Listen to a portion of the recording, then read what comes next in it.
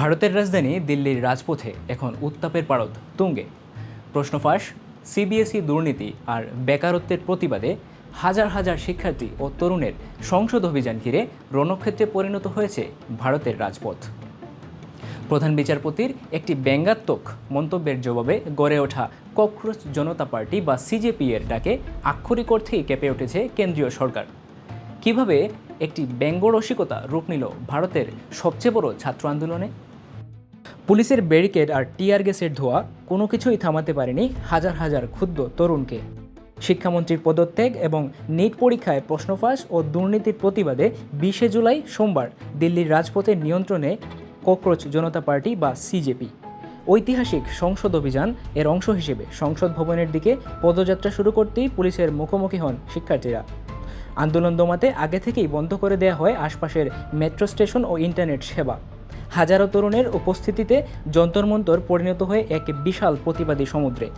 পরিস্থিতি সামাল দিতে 2000 পুলিশকর্মী ও প্যারামিলিটারির 32টি কোম্পানি মোতায়েন করা হলেও সাধারণ শিক্ষার্থীদের ঢেউ সামলাতে তারা হিমশিম খায়। ধাওয়া পাল্টা ধাওয়া, লাঠিচার্জ আর কাঁদানে গেছে ধোঁয়াচ্ছন্ন হয়ে পড়ে রাজপথ। এই তীব্র আন্দোলনের সূত্রপাত অবশ্য বেশ পেছনের।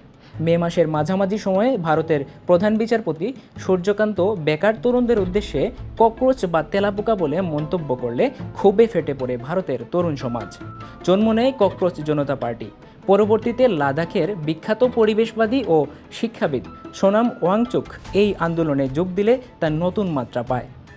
সোনাম ওয়াংচুকের অনশনে গতি পায় দীর্ঘ 3 সপ্তাহের স্থবির আন্দোলন।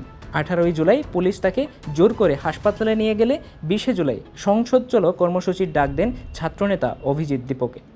ওয়াংচুকের অনুরোধেই সোমবার সকালে ছাত্রনেতারা অনশন ভেঙে এই সংসদ অভিযানে নামেন।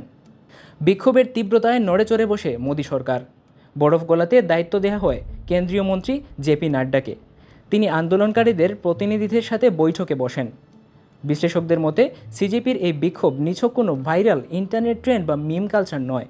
এটি মূলত উচ্চশিক্ষা বাড়লেও কর্মসংস্থান না হওয়া, দীর্ঘদিনের প্রশ্নফাঁস এবং বিশাল অর্থনৈতিক বৈষম্যের কারণে ভারতের শিক্ষিত বেকারদের জমে থাকা পুঞ্জীভূত ক্ষোভেরই বিস্ফোরণ। প্রচলিত রাজনীতি ও গণমাধ্যমের ওপর আস্থা হারিয়ে ব্যঙ্গ ও প্রতিবাদকেই এখন শেষ আশ্রয় হিসেবে বেছে নিয়েছে দেশটির নতুন প্রজন্ম।